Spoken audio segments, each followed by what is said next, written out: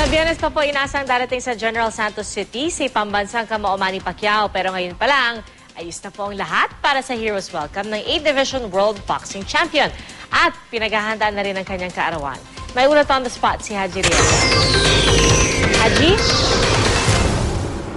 Yes, Pia, alam mo, planchado na nga itong isasagawang Heroes Welcome para kay pambansang kamao Manny Pacquiao sa pagdating niya dito sa General Santos City sa Biyernes. At yun nga isasagawa para naman salubungin ang ating pambansang kamao dito. At ayon sa ating pakinanakosap natin kahapon, ay nag-ayos na o sila yung mga nag-ayos ng Heroes Welcome ni Pacman.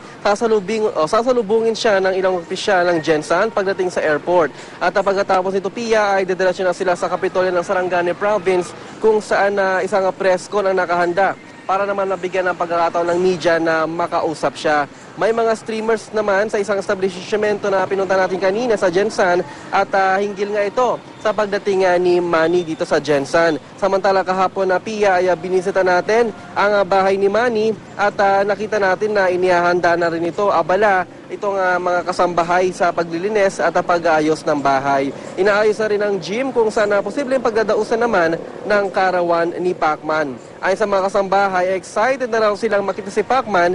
Ngayon nga nandito na nga sa bansa si Pacman, Pia, ay mas lalo raw na nasabik ang ilang kaanak dahil nakita raw nila sa TV na masaya siyang nakarating sa bansa.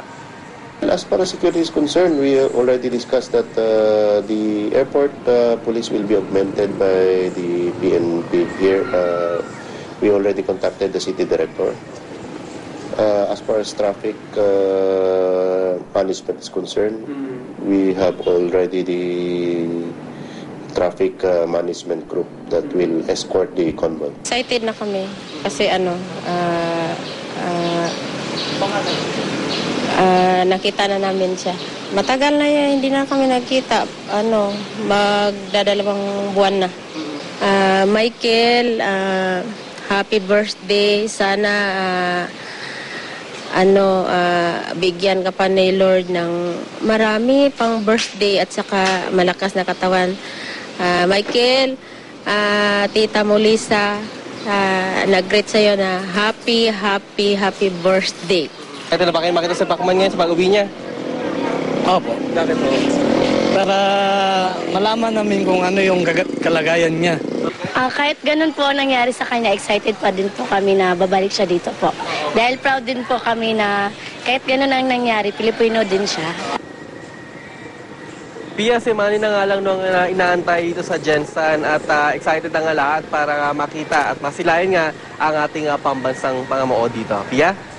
Maraming salamat, Haji Rieta.